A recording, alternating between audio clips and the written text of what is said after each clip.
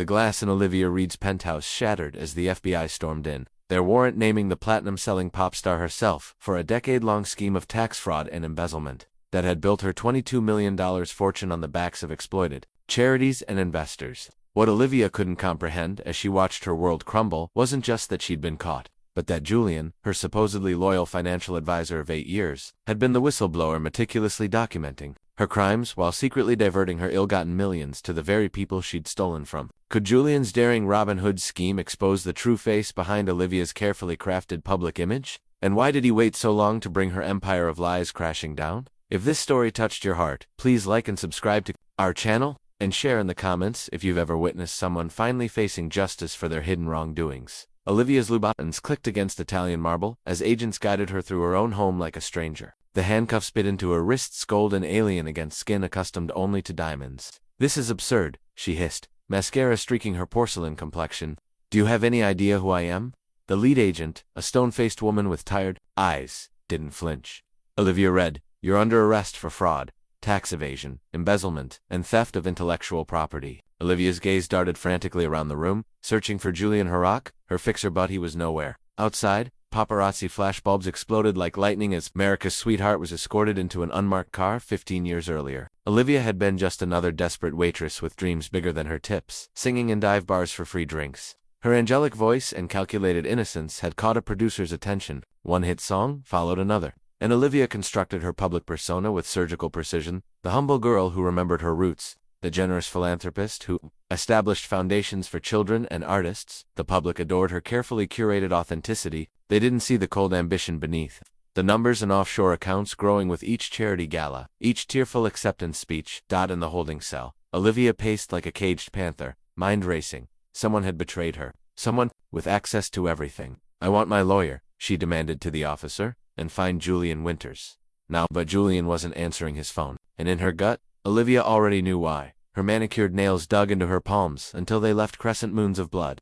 Julian had been there from the early days, managing her growing empire with quiet efficiency. She'd trusted him with everything, the account, every secret transaction, every buried secret. If he had turned on her, she was finished. As night fell, Olivia curled onto the thin mattress, designer clothes rumpled, extension-enhanced hair falling limp. For the first time in years, the mask slipped completely, revealing not the confident star, but a terrified woman who knew exactly what she had done and what she deserved. Her empire was built on sand, and the tide had finally come in. Julian Winters watched the news from his sparsely furnished apartment in Brooklyn, miles and worlds away from Olivia's penthouse. The TV glowed in the dim room as footage played of her being escorted from the building, face partially hidden behind her curtain of blonde hair. He closed his eyes, exhaling slowly. It was done. Julian had never sought luxury despite handling millions daily. His apartment was clean and functional, nothing more. No one would guess this modest man managed the finances of one of the biggest pop stars in the world. That had been the point. He arose, walking to a painting, the only real decoration in the room.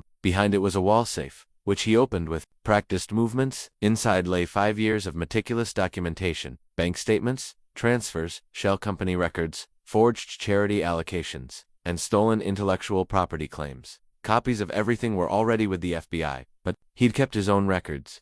Insurance, in case Olivia's connections reached further than expected. Julian had started as a true believer, fresh from business school, honored to work for a star known for her generosity. The disillusionment came slowly, then all at once, noticing discrepancies in charitable donations. Funds diverted to personal accounts, songwriter credits mysteriously reassigned. By the time he fully understood what was happening, he was already complicit by silence. "I should have walked away then," he murmured to the empty room, but he hadn't. Instead, he'd stayed, watching, documenting, and eventually, acting. The decision to become the mole in Olivia's empire hadn't come easily. 3 years he'd spent gathering evidence while maintaining his role as her trusted advisor. 2 more years carefully redirecting portions of her stolen money back to those she'd harmed.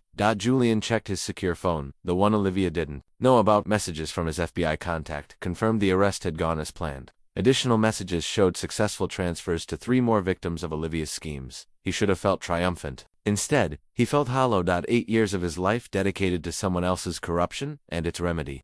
8 years living a double life that had left little room for his own. On his table sat a plain manila envelope inside, his resignation letter, written months ago, waiting for this day. He'd never needed to use it. Now he could finally step into the light, though he knew the coming months would bring their own challenges.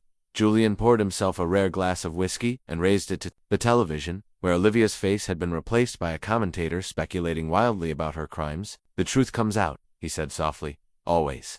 Julian remembered the exact moment everything changed. 3 years into working for Olivia, reviewing quarterly statements for her children's music education foundation, he'd noticed the discrepancy. $50,000, earmarked for instruments in underfunded schools, had vanished, replaced by a vague administrative expense line. When he'd brought it to Olivia's attention, expecting concern, she'd merely smiled. "Don't worry about it," she'd said, patting his shoulder. "Those things balance out." But they didn't balance out. That night, he'd dug deeper, finding not just one discrepancy, but dozens. Money donated for specific causes, systematically diverted into private accounts, laundered through shell companies.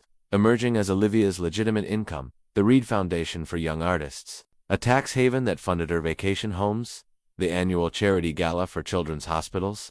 Less than 10% of proceeds ever reached sick children. Most disturbing were the songwriters' young, naive talents promised exposure and opportunity. Bring their work to Olivia's production company, only to see their melodies appear on her albums under her name, with perhaps a token co-writing credit, if they were lucky. The unlucky ones got nothing but legal threats if they complained. One songwriter, Elisa Murren, had committed suicide after fighting to reclaim her work. Olivia had attended the funeral, cried photogenic tears, established a mental health fund in Eliza's name while continuing to collect royalties from the dead. Woman's songs. Julian had considered resigning immediately, but realized the evidence would likely disappear with him. Instead, he'd started keeping separate books, the official records Olivia saw, and the true accounts documenting every fraudulent transaction. The deeper he dug, the worse it got. Tax evasion on a massive scale, charity funds paying for private jets, investments from trusting fans channeled into higher-risk ventures that benefited only Olivia when they succeeded, with losses shouldered by the investors. Her empire stretched globally, property holdings disguised through layers of corporations, licensing deals that shortchanged partners, merchandise produced in factories with documented labor abuses, while she publicly championed worker rights, all while maintaining her image as America's philanthropic sweetheart. In her 7th year of fame, Olivia had won a humanitarian award. Julian had watched her acceptance speech from the audience, listened to her speak passionately about giving back, about responsibility and gratitude. He'd nearly broken that night, nearly stood up to denounce her in front of everyone. But a cold calculation had stopped him. Without systematic evidence, it would be her word against his. And Olivia Reed had built a career on being believed. So Julian had returned to his quiet documentation, building an airtight case while the empire of lies grew taller, its foundations rotting from within. The Children's Memorial Hospital had announced its oncology wing closure on a Tuesday. Budget shortfalls, rising costs, insufficient donations, the usual tragic story. The same day, Julian had processed a $2.1 million transfer from the Reed Foundation to Olivia's personal accounts, skimmed from donations meant for medical causes. That night, Julian made his decision. He couldn't expose her yet, the evidence wasn't comprehensive enough. But he could begin to balance the scales. Julian created a complex system of micro-redirections, small enough to avoid detection, numerous enough to matter. A percentage here, a rounding error there, all flowing into anonymous accounts before being redistributed. His first envelope had contained $50,000 in cashier's checks, delivered to Children's Memorial with a simple note, "For the oncology wing, no recognition wanted or needed." The hospital administrator had cried on the local news, calling it a miracle. Olivia had watched the segment over breakfast, commenting on the good publicity opportunity she'd missed by not making the donation herself. Julian had merely nodded, already planning his next redistribution. He became methodical. Each victim of Olivia's schemes received funds proportional to what had been stolen from them. Each envelope arrived without fanfare or explanation, though some bore Olivia's signature, a small vindictiveness on Julian's part, giving her credit for generosity she'd never shown. The songwriter whose hit Olivia had stolen found a year's rent in his mailbox. The charity director fired for questioning missing funds received seed money to start her own legitimate foundation. The community center, facing closure after Olivia's promised donation never materialized, received exactly the amount she'd pledged to give. Julian maintained his double ledgers, one tracking Olivia's crimes, one tracking his Robin Hood restitutions. The risk was enormous. If discovered, he'd face prison alongside her, but each successful transfer emboldened him. Over 2 years, he redirected nearly $3 million of Olivia's stolen wealth back to those who deserved it. Still, it was a fraction of what she'd taken, and Olivia's empire continued to grow, her crimes expanding faster than Julian could counterbalance them. His anonymous envelopes were bandages on a hemorrhaging wound. The system needed surgery. The tipping point came when Julian discovered Olivia's newest venture, a plan to purchase foreclosed properties in a struggling neighborhood. Not to revitalize the community as her press release claimed, but to flip them for luxury development, displacing hundreds of families. That night, Julian sent a secure email to an FBI contact he'd been cultivating. It was time for the documentation phase to end. Robin Hood would need to step from the shadows. Margaret and Howard Brennan sat at their kitchen table, bills spread before them like a losing hand of cards. At 74 and 76, they should have been enjoying retirement. Instead, they were calculating which medications they could skip this month. We could sell the car, Margaret suggested. Not for the first time. Howard shook his head. We'd get nothing for it. And then how would we get to doctors? They didn't speak the name that haunted them, Olivia Reed, 2 years ago. They'd invested their life savings in Reed Ventures, a fan investment opportunity promoted as supporting sustainable businesses while providing steady returns for everyday investors. The glossy brochure had shown Olivia alongside smiling families and green businesses. Their $187,000 Howard's pension and their home equity had vanished into a shell company that existed only on paper. Across town, Darius Williams packed up his recording equipment. Once, he'd been an up-and-coming producer with a distinctive sound. Then Olivia Reed's team had approached him about collaboration. 12 of his beats had appeared on her album, Authentic. His credit appeared nowhere when he'd protested. Legal letters arrived, threatening suits he couldn't afford to fight. Now he worked at an electronics store. His industry connections dried up after being labeled difficult. In a small office downtown, Elena Vasquez, former executive director of the Reed Foundation for Children's Arts, updated her resume for the 42nd time. 2 years unemployed had left a gap no explanation could fill, not without risking a defamation suit from Olivia's lawyers. She'd noticed discrepancies in the foundation's books, questioned them, been fired the next day for insubordination. Her reputation in nonprofit circles mysteriously tarnished. These were just 3 of Julian's files. He'd identified over 200 direct victims of Olivia's schemes, from individual songwriters to entire communities promised revival projects that never materialized. Each folder contained documentation of the original theft, contact information, and records of his anonymous restitution payments.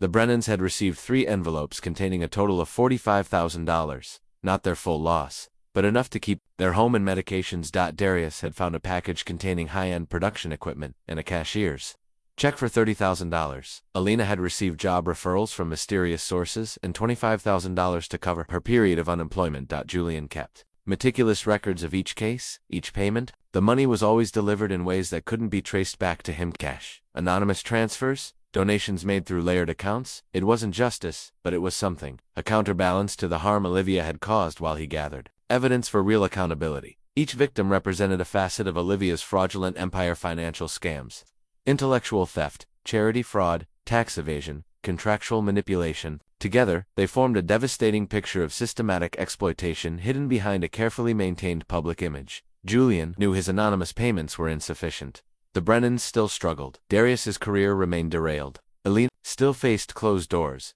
Only exposing the entire system would bring true restitution. "Julian, you're a miracle worker," Olivia gushed, reviewing the quarterly financials. "How do you keep finding these tax advantages?" Julian maintained his professional smile. "Just doing my job, and doing it brilliantly." She touched his arm. The practiced intimacy she used to make everyone feel special. "The foundation numbers look amazing too. The press will love this." Of course they would. The documents showed the Reed Foundation donating millions to children's causes. What they didn't show was that less than 30% of that money reached any children. Julian nodded, making a mental note to double-check the proxy server before logging into his anonymous accounts that night. Another $200,000 needed redistribution, this time to 3 music schools Olivia had promised equipment that never arrived. His double life had become routine. By day, the efficient, unassuming financial director managing Olivia Reed's empire. By night, the meticulous whistleblower, building a case while secretly redirecting stolen funds. The closest call had come. 6 months earlier, Olivia's head of security had noticed unusual payment patterns in one of the secondary accounts. Julian had prepared for this, creating a plausible explanation involving automatic investment algorithms. He'd had to temporarily suspend his Robinhood activities for 3 weeks while the security team investigated. Those had been tense days, but as careful compartmentalization held, the security review found nothing, and Julian had learned to be even more cautious with his redistributions. Every document he prepared had 2 versions, the official one and the real one, securely stored in encrypted files. Every meeting was recorded on his specially modified watch. Every transaction logged and cross-referenced. He built his case methodically, knowing a single mistake could unravel everything. The psychological toll was significant. Julian had no real friends anymore, too dangerous to get close to anyone while living such a divided existence. His family thought he was simply a workaholic. Romance was out of the question. Who could he possibly be honest with? Some nights, Julian questioned his choices. He could have walked away years ago, reported what he knew then, but the evidence had been circumstantial at best. Olivia would have likely escaped serious consequences, while he would have been blacklisted from the industry forever, so he'd stayed, becoming the ultimate insider, gaining Olivia's complete trust while documenting her crimes in exhaustive detail. The perfect mole. The strain showed only in private moments, the occasional tremor in his hand, the insomnia, the headaches that came with constant vigilance. Now, as Olivia praised his financial wizardry, Julian felt the familiar acid in his stomach. The end was approaching. His FBI contact had confirmed they were taking his evidence seriously. Soon, he would need to become visible, to testify. His anonymity, the protective shadow he'd lived within 4 years, would vanish. And Olivia Reed, with all her power and connections, would know exactly who had brought her down. "Let's celebrate," Olivia was saying. "Dinner tonight, the usual team." Julian smiled and declined politely, citing work. He had different plans. It was time to contact the FBI directly. "The East Harbor Community Center is a drain on resources," Olivia said, flicking through the property portfolio on her tablet. "Should offload it. The land alone is worth millions for development." Julian kept his expression neutral despite the churning in his stomach. "The press materials announced it as the cornerstone of your community revival project. Your foundation promised 5 years of funding." Olivia waved dismissively. "That was before we saw the numbers. We can spin it economic realities, changing priorities, maybe announce a different initiative somewhere cheaper."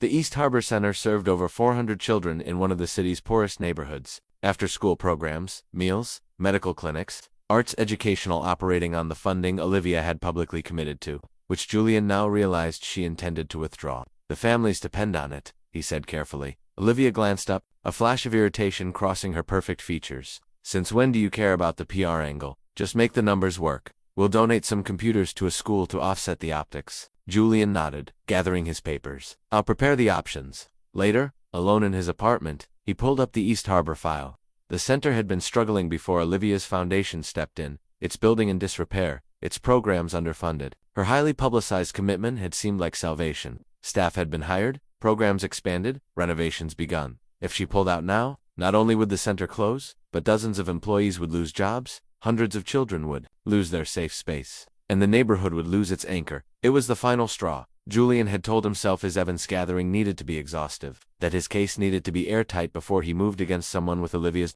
resources, but he'd been hiding behind those justifications, allowing more harm while he played his long game. The next morning, he made the call. "This is Special Agent Diana Chen," the voice answered. "I need to report a major financial fraud," Julian said, his voice steady despite his racing heart.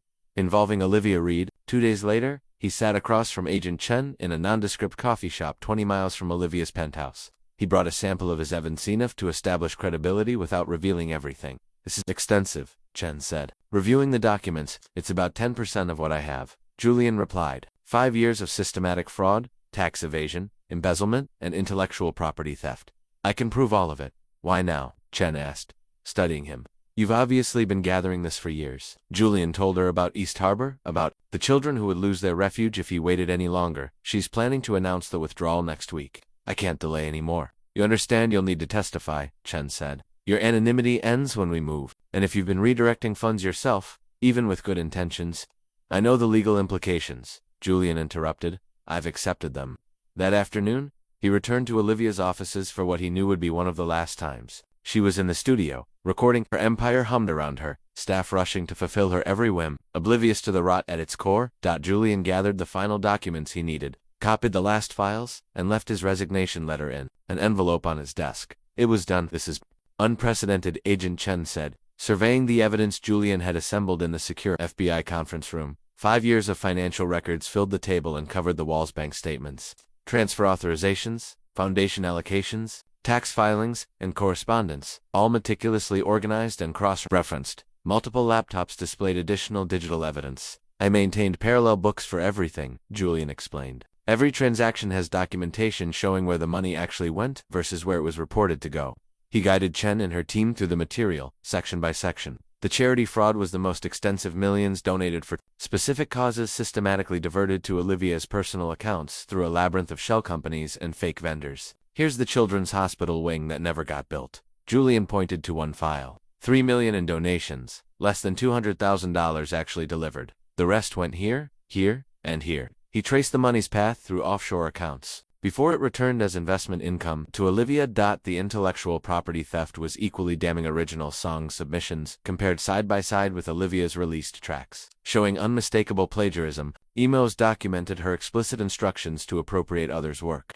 We have 17 songwriters with clear ownership claims, Julian said. This composer committed suicide after Olivia's team threatened her with legal action for claiming her own work. The tax evasion scheme spanned multiple countries' properties in the Caymans, accounts in Switzerland, businesses in Panama, all designed to hide income and assets from U.S. authorities. She's underpaid her taxes by approximately $14 million over 8 years, Julian explained, showing the calculated differential. Agent Chen shook her head in disbelief. Most white-collar investigations struggle to find a paper trail. You've brought us an entire library. Julian had spent thousands of hours compiling this evidence. Every late night, every weekend sacrificed. Every moment of fear and doubt, all visible in the comprehensive case he'd built. What about these? Chen asked, indicating a separate section of files. The Robin Hood records, Julian said quietly. Every cent I redirected from Olivia's accounts back to victims, documented with the same thoroughness. I'm not hiding any of my actions. Chen studied him. This complicates things. Your testimony becomes problematic if you've committed financial crimes yourself, I understand. I've accepted the consequences. The FBI team spent hours processing the evidence, digitizing physical documents, organizing the electronic files into an investigative framework. Julian walked them through each category, explaining the sophisticated methods Olivia had used to conceal her activities. As daylight faded, Chen finally stepped back from the evidence wall. We have more than enough for warrants, she said. The U.S. attorney will want to move quickly before assets can be hidden. Julian nodded, exhaustion and relief washing over him in equal measure. 5 years of his life were spread across this room, his silent witness against one of the most powerful celebrities in America. When he asked simply, 48 hours, Chen replied, we'll need you available but protected. She has resources and connections. This won't be a typical arrest. Julian thought of Olivia in her penthouse, still believing herself untouchable, unaware that her carefully constructed empire was about to collapse. I'm ready, he said. Orange wasn't Olivia's color. The harsh jumpsuit seemed to deliberately clash with her complexion, and indignity she felt was intentional. She sat in the detention center's attorney meeting room, manicured nails drumming against the metal table. This is ridiculous, she hissed at Bernard Hoffman, her high-priced attorney. I'm Olivia Reed. I don't belong in here with, she gestured vaguely at the walls, implying the other detainees. Hoffman, 63, and unimpressed by celebrity, adjusted his glasses. The evidence is substantial, Olivia. This isn't going away with a strongly worded letter. Evidence? What evidence? She leaned forward. Whatever they have is fabricated. Someone's out to get me. Someone being Julian Winters, Hoffman said, flatly, opening his briefcase. Your financial director for the past 8 years has provided the FBI with extensively documented evidence of fraud, tax evasion, embezzlement, and intellectual property theft. 5 years of records. Olivia Mitterst records. The color drained from her face. Julian. My Julian. Indeed, and the records appear legitimate. Every transaction, every diversion of funds, every shell company. He spread several summary documents before her. The prosecution has enough to put you away for decades. Olivia stared at the papers, incomprehension turning to rage. That backstabbing little nobody. I made him. He was nothing before me. Her voice rose until a guard glanced through the window. Hoffman raised a cautioning hand. Control yourself. Outbursts won't help your case. Call Senator Mitchell, Olivia demanded, and Richard at the network. They'll shut this down. I've already reached out to your usual contacts, Hoffman said wearily. No one's returning calls. The evidence is too public, too damning. They're distancing themselves. Distancing? She practically spat the word. After everything I've done for them, the fundraisers, the endorsements, the political calculus has changed. You're toxic now. Olivia fell silent, calculating. She'd faced challenges before, climbed over bigger obstacles than this ungrateful accountant. There was always leverage, always an angle. What about bail? I can't stay here. The prosecution argues you're a flight risk with access to significant hidden assets in international properties. They're requesting no bail. That's insane. I have concerts scheduled, appearances canceled, Hoffman interrupted. Your team released a statement this morning citing health concerns for your immediate hiatus. Reality began to penetrate. Olivia's carefully maintained bubble, for perhaps the first time in 15 years, she couldn't control the narrative. I want Julian destroyed, she said, her voice low and venomous. Whatever it takes. His career, his reputation, everything. Hoffman sighed. Focus on your defense. The FBI has frozen most of your accounts pending investigation. Your assets are being traced internationally. They're interviewing songwriters about intellectual property claims. Julian, she whispered, the name a curse now. He always seemed so loyal, so invisible.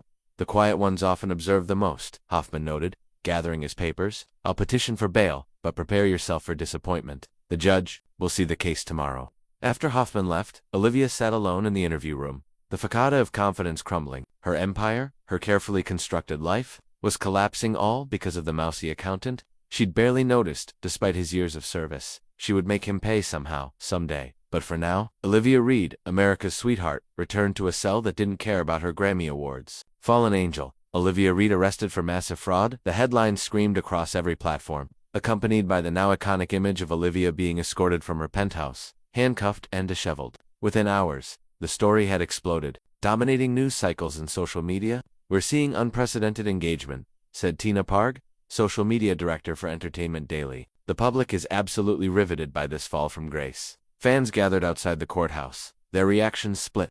Some held supportive signs. We love you, Olivia, and innocent until proven guilty. Others expressed betrayal. You stole from children, and give back our money. Julian watched it unfold from the safety of an FBI-arranged hotel room. Agent Chen had insisted on protection until the initial frenzy subsided. He flipped channels, each one featuring some variation of Olivia's story. A financial analyst on CNN outlined the scheme. The sophistication of this fraud is remarkable. Reed created an elaborate charitable facade while systematically diverting millions to personal accounts. It's not just criminal, it's a betrayal of public trust. A music industry program featured songwriters coming forward. She took my entire album, said one young woman, tears streaming. When I complained, her lawyers threatened to bankrupt me with litigation. I've been afraid to speak out until now. Former employees began sharing stories. She fired anyone who questioned the numbers, said a former foundation director. There was a culture of fear beneath all the public philanthropy. Julian's phone buzzed with messages from journalists seeking comment, former colleagues expressing shock, and even victims who had somehow connected him to the anonymous payments they'd received. He answered none of them. The damage to Olivia's empire was immediate and severe. Brands terminated endorsement contracts. Her upcoming tours was canceled. Streaming services removed her music from promotional playlists. The Reed Foundation announced an emergency restructuring under external oversight. Most damning was the footage of children at East Harbor Community Center, which had featured prominently in Olivia's publicity campaigns. Miss Reed promised we'd always have this place, said a 12-year-old girl, clutching a musical instrument. She said she'd never forget where she came from. Was that a lie too? By evening, forensic accountants were regular guests on news programs, explaining the mechanics of charity, fraud, and tax evasion to a fascinated public. Terms like shell company and offshore account entered the vernacular. Olivia's case became a cultural momentous symbol of celebrity deception. Julian turned off the television, unable to watch more. He felt no satisfaction in Olivia's public humiliation, only relief that the truth had finally emerged. His role would become public soon enough. The whistleblower, the insider who brought down the empire from within. Agent Chen called with an update. Bail hearing tomorrow. The prosecution is using your evidence to argue against release. You'll need to be ready to testify by next week. I'm ready, Julian said, though his stomach knotted at the thought of facing Olivia in court, of having his dual identity exposed to public scrutiny. For 5 years, he'd lived in shadows, anonymous and invisible. Now he would step into the spotlight he'd always avoided, becoming as public as the woman he'd exposed. The truth demanded its price from everyone. 3 weeks after Olivia's arrest, Elena Vasquez found an envelope in her mailbox. Inside was $50,000 in cashier's checks and a note, for your wrongful termination. Use it to rebuild. The same day, the East Harbor Community Center received an anonymous donation of $300,000, enough to keep its doors open for another year without Olivia's promised funding. Across the city, similar envelopes appeared. A struggling music school received equipment, a young songwriter found his legal fees covered, an elderly couple discovered their mortgage had been mysteriously paid off. It's happening again, Agent Chen said, spreading photos of the envelopes across her desk. Even with Olivia in custody and her accounts frozen, the Robin Hood payments continue. Julian nodded. I set up an automated distribution system before coming forward, timed transfers from accounts the FBI hasn't found yet. Chen rubbed her temples. You're making this very complicated, Julian. The U.S. attorney is already debating how to handle your case. On one hand, you're our star witness. On the other, you've admitted to financial crimes yourself. The money was always returned to those Olivia stole from, Julian said quietly. I kept nothing for myself. Noble intentions don't make it legal. Chen sighed. But the automated system was ... thorough planning. It had taken Julian months to establish the distribution network. Accounts set up under layers of shell companies. Timed transfers programmed to execute regardless of his situation. Funds allocated to specific victims, with detailed payment schedules. Even he couldn't stop it now if he wanted to. Local news stations began reporting on the mysterious benefactor. Recipients shared their stories on social media. Some connected the timing to Olivia's arrest. Speculation ran wild. Anonymous donor pays medical bills for entire pediatric ward. Struggling artists receive surprise grants bearing Olivia Reed's signature. Community organizations report mystery funding appearing after Reed Foundation collapse. The FBI attempted to trace the funds without success. Julian had learned from Olivia's methods not to hide money for himself, but to ensure it reached those who deserved it even if he faced consequences. Marissa Lopez, a single mother facing eviction from her apartment, broke down on camera as she described finding an envelope containing exactly the amount she needed. "It saved us," she said, holding her young daughter. "I don't know who to thank, but my family has a home because someone cared." The story grew, becoming a counter-narrative to Olivia's disgrace. While she had stolen from the vulnerable, someone was now systematically helping them. The media dubbed it the Reed redemption. Though Olivia had nothing to do with it, in her detention cell, Olivia seethed, watching the coverage. "This is obviously Julian," she told her attorney. "He's playing Robin Hood with my money, making himself look like a hero while I'm portrayed as a villain." Hoffman adjusted his glasses. "Focus on your defense, Olivia. These mysterious donations are the least of your concerns." Julian watched the stories with mixed emotions. He hadn't established the automated system for publicity or praise. It was simply the completion of the restitution he'd begun years earlier, ensuring that even if he faced legal consequences himself, Olivia's victims would receive some measure of justice. As the trial approached, Julian prepared to explain his actions to the court, knowing his Robin Hood role would complicate his testimony. But seeing the faces of those helped by the envelopes, he couldn't bring himself to regret a single payment. The courthouse steps resembled a red carpet event, photographers jostling for position, news vans lining the street, helicopters circling overhead. Spectators had camped overnight for limited public seating. Celebrities, business moguls, and politicians filled the reserved section, eager to witness the downfall of one of their own. Julian arrived through a secure entrance, accompanied by federal marshals. Despite their protection, his face had leaked to the press. Whistleblower screamed tabloid headlines beside his formerly anonymous image. Inside the courtroom, he caught his first glimpse of Olivia since her arrest. She sat beside her defense team, impeccably styled despite her circumstances. Designer suit, subtle makeup, hair arranged to project vulnerability. The pop star turned to fix him with a stare of pure venom before her attorney whispered something that made her face transform into practiced sorrow. U.S. Attorney Caroline Martinez opened for the prosecution, her voice measured and devastating. "This case is about betrayal," she began. "Not just of the law, but of public trust.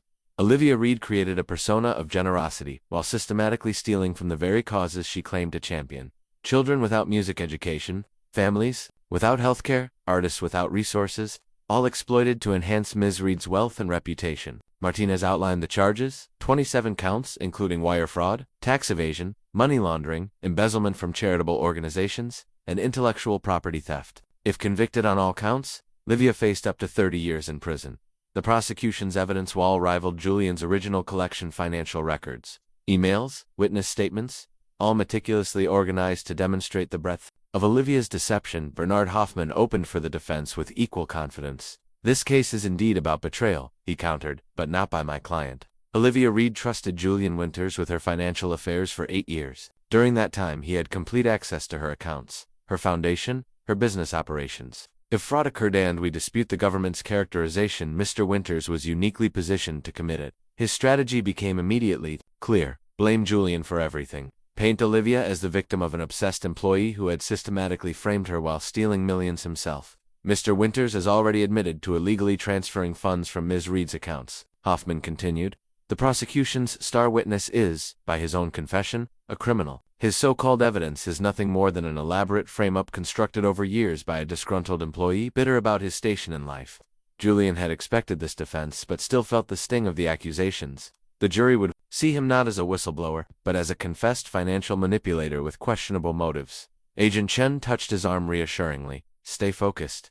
The evidence speaks for itself." The first day proceeded with technical testimony establishing jurisdiction and admissibility of evidence. Julian would take the stand tomorrow, the prosecution's key witness and the defense's primary target. That night in his hotel room, Julian rehearsed his testimony. He would need to explain not only Olivia's crimes but his own complicated years of documentation, the Robin Hood redistribution, the delayed reporting. His credibility would determine whether Olivia faced justice or walked free. As he finally drifted towards sleep, Julian's phone buzzed with a text from an unknown number. "She has friends in low places. Watch your back." He deleted it without responding, and closed his eyes, remembering the faces of Olivia's victims. Tomorrow, he would speak for them.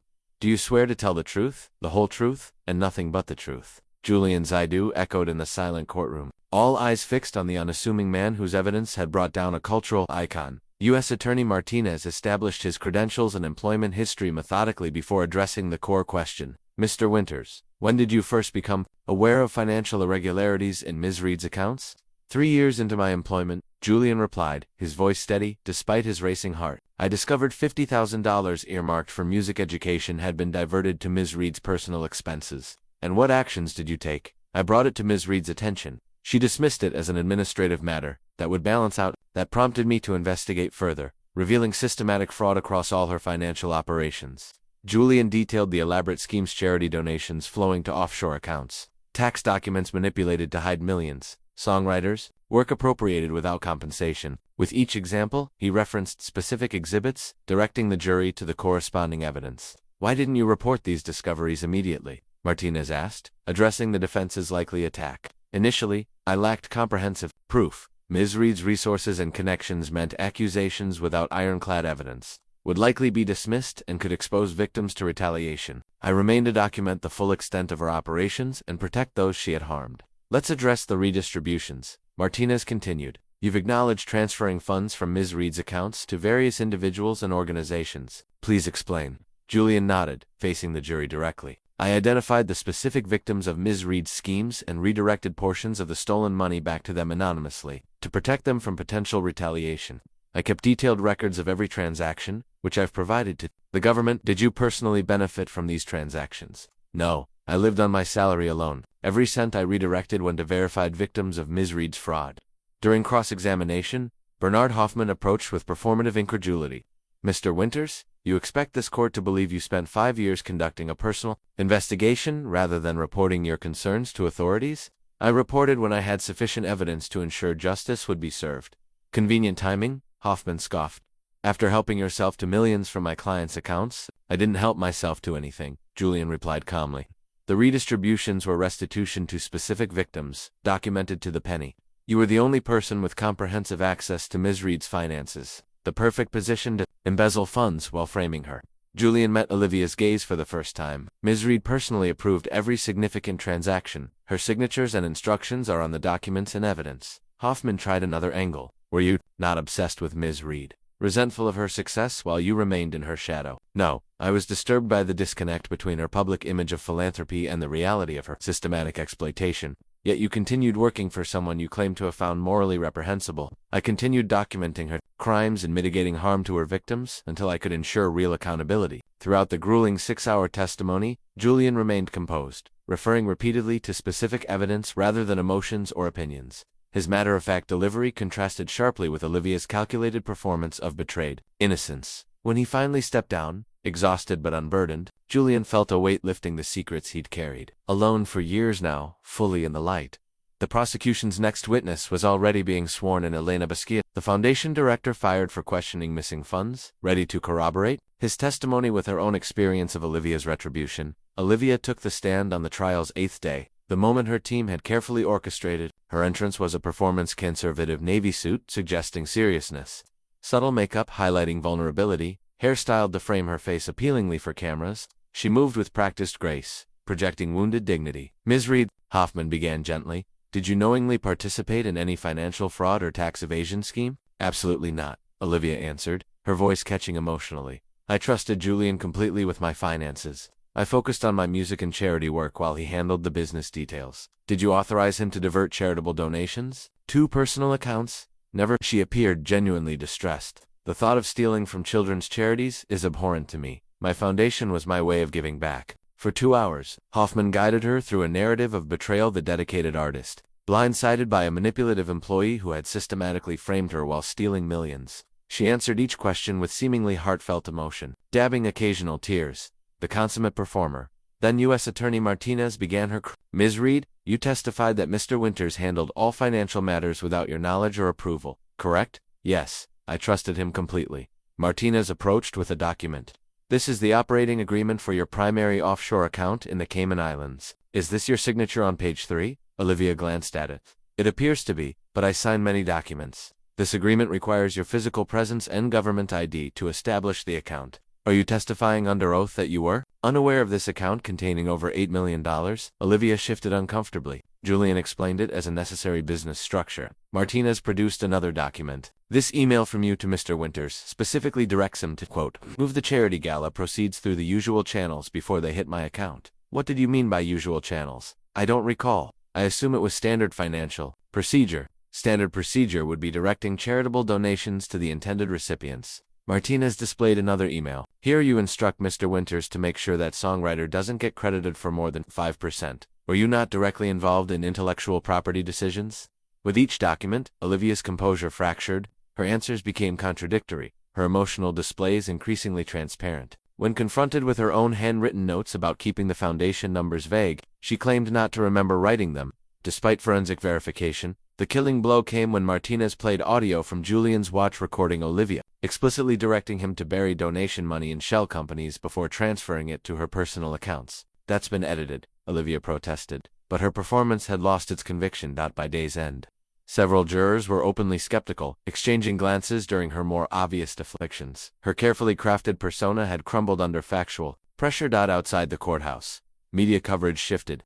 Reed defense in tatters headlined the evening news, with analysts highlighting the devastating contradictions in her testimony. In the prosecution's final days, former associates emerged to corroborate Julian's evidence. Olivia's personal assistant testified about delivering cash-filled envelopes to silence complainants. Her former manager confirmed knowledge of intellectual property theft. A foundation board member described being pressured to approve fraudulent reports. The defense team frantically sought a plea deal, but prosecutors, bolstered by the strength of their case and public attention, refused significant concessions. As the trial approached conclusion, Olivia sat ashen-faced at the defense table. The performance finally over, the truth laid bare for all to see. Has the jury reached a verdict? The forewoman stood, the paper trembling slightly in her hand. We have, Your Honor. The courtroom held its collective breath. 3 weeks of testimony had culminated in this moment. Julian sat behind the prosecution table, hands clasped tightly. Olivia maintained her posture of dignified concern, though her knuckles whitened as she gripped the defense table. On count 1, wire fraud, we find the defendant, Olivia Reed, guilty. A ripple moved through the gallery. On count 2, tax evasion, guilty. With each guilty pronouncement, Olivia's facade crumbled further. By the 27th count, she sat motionless, staring straight ahead as the full weight of consequences settled upon her. Guilty on all charges. Judge Harriet Montgomery set sentencing for the following month and denied bail pending sentencing. Olivia was led away, no longer the untouchable star but a convicted felon facing decades in prison. Outside, rain fell as Julian emerged through a side entrance. Reporters shouted questions, cameras flashed, but federal marshals escorted him to a waiting car.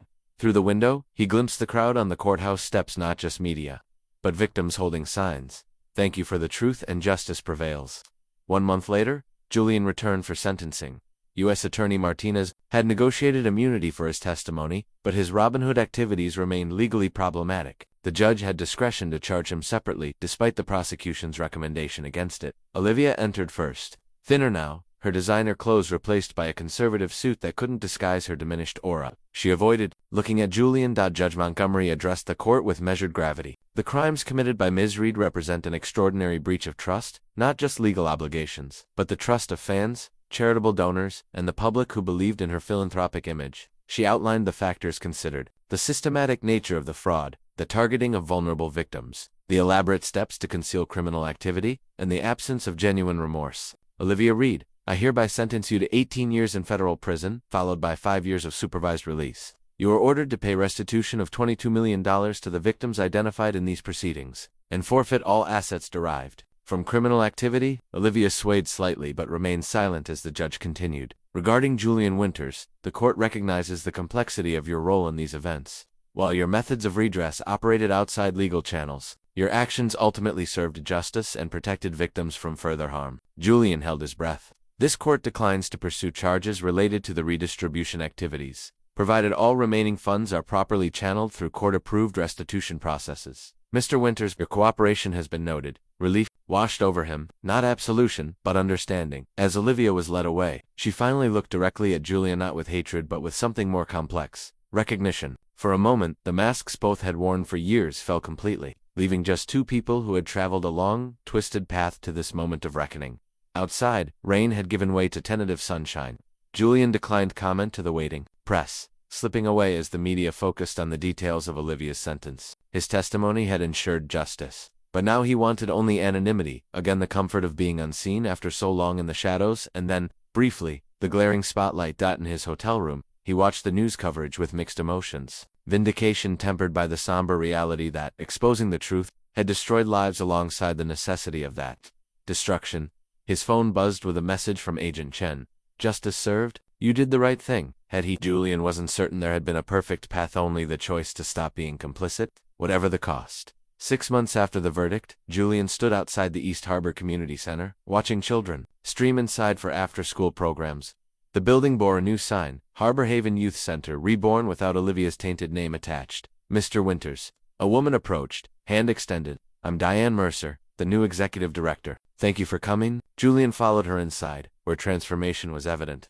Classrooms hummed with activity music lessons, tutoring, art therapy. The renovations Olivia had promised and abandoned were complete, funded by court-ordered restitution. The restitution committee has been remarkably efficient, Diane explained, leading him through bright hallways. Your documentation made it possible to identify exactly where the money should go. The court had established a victim restitution process, systematically returning Olivia's ill-gotten gains to those she'd harmed. Julian's meticulous records provided the roadmap. His Robin Hood distributions had been retroactively legitimized as advance restitution payments, sparing him criminal charges. In the music room, children practiced on new instruments. A girl of about 10 looked up from her violin, smiled shyly at Julian, then returned to her practice. He felt a tightness in his chest. This was why the truth had mattered. The songwriters' settlements are being finalized next month, Julian told Diane. Several are establishing scholarships here for music education. The redistribution of justice extended far beyond East Harbor. Margaret and Howard Brennan had received full restitution plus interest, securing their retirement.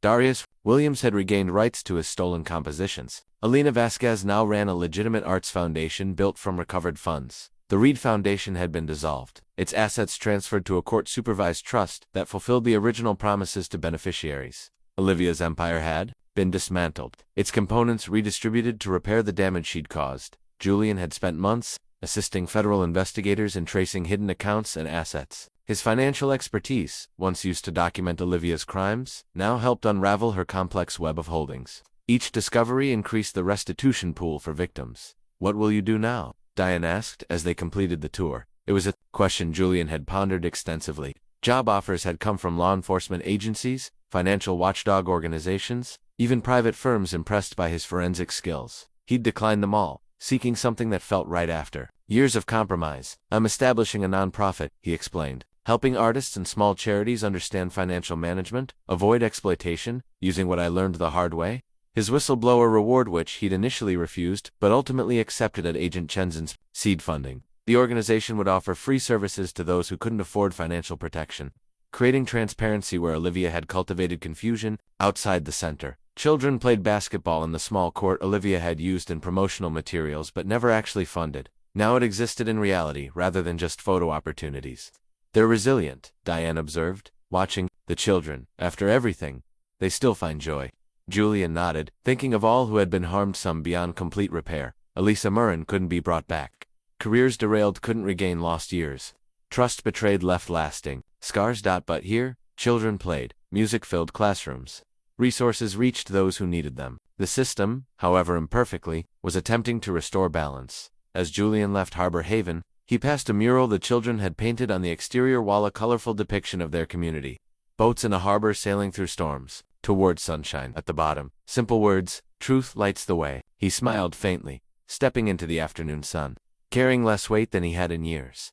1 year to the day after Olivia's conviction, Julian opened his modest office in downtown Brooklyn. The sign read simply, Financial Transparency Partners. No glamour, no pretense, just a commitment to honesty that had become his North Star. His first clients were former victims of Olivia's schemes, seeking guidance to protect their restitution funds. They trusted him because he had risked everything for truth. Gradually, word spread, bringing struggling artists, small nonprofit directors, and community organizations seeking financial clarity. Julian hired Alina Vasquez to lead the nonprofit division, her experience with foundation mismanagement invaluable. Darius Williams joined part-time, helping musicians understand contracts before signing away their rights. Together, they built a haven for those the system typically overlooked. On this anniversary morning, Julian received a letter with a prison postmark. Inside was a single page in familiar handwriting. Julian, 18 years, provides ample time for reflection. I've thought about writing for months, unsure what to say beyond the obvious. You knew me better than anyone saw through every performance. To the truth beneath. For that, I hated you. Now I'm uncertain what I feel. They're making a documentary about what happened. I've declined participation. Some stories deserve to fade. Julian placed the letter in his desk drawer without responding. Olivia's journey was her own now. His focus remained on those still healing from the damage she'd caused. That afternoon, he visited the newly opened Moran Music Center, established with restitution funds in Eliza's memory. Young songwriters developed their talents there. Protected by contracts, Julian's firm had designed pro bono, ensuring they retained rights to their work. Mr. Winters. A teenage girl approached, clutching a notebook. I'm Zoe. Your workshop last month on artist rights changed everything for me. I turned down a sketchy contract yesterday because I recognized the warning signs you talked about. These moments sustained him the small victories against exploitation, the prevention of harm before it occurred. Not dramatic whistle, but quiet, consistent protection of vulnerable creators. The Reed case had faded from headlines, replaced by newer scandals. Though occasional documentaries and think pieces explored its implications for celebrity philanthropy, enhanced regulations for charitable foundations had emerged. With several states implementing Reed rules requiring greater transparency, Julian's testimony before a Senate committee had helped shape legislation, protecting whistleblowers in financial sectors. His insistence that anonymous reporting channels were crucial had influenced policy designed to catch fraud earlier, before damage spread so widely. Most meaningful were the relationships he'd built with those who understood the cost of standing for truth. Agent Chen had become a friend, occasionally consulting on complex cases. The Brennans invited him to Sunday dinners, treating him like family. The children at Harbor Haven greeted him by name when he visited. As twilight fell, Julian walked to Brooklyn Bridge Park, finding a quiet bench overlooking Manhattan's glittering skyline. Somewhere in that constellation of lights, Olivia had once reigned from her penthouse, believing herself untouchable while he had quietly documented her downfall. No longer lived in shadows or navigated double identities. The burden of secrets had lifted, replaced by the simpler weight of living honestly. Not easier, perhaps, but cleaner, more sustainable. A young street musician played nearby. Case open for donations. Julian dropped in a generous amount, receiving a grateful nod. He lingered, listening to the simple, unadorned music carried on the evening breeze. The true legacy of the Reed case wasn't the fall of a star, or even the restoration of stolen millions. It was this, the quiet courage of speaking truth to power, of choosing integrity over comfort, of believing that justice, however delayed, mattered. Not a perfect legacy. Julian still questioned his years of complicity, the gradualism of his response, the compromises made, but a human one, with all its complexity and contradiction. As darkness settled over the city, Julian turned toward home, carrying that imperfect truth with him, a man who had once enabled corruption and then helped dismantle it, finding his own redemption in the restoration of others.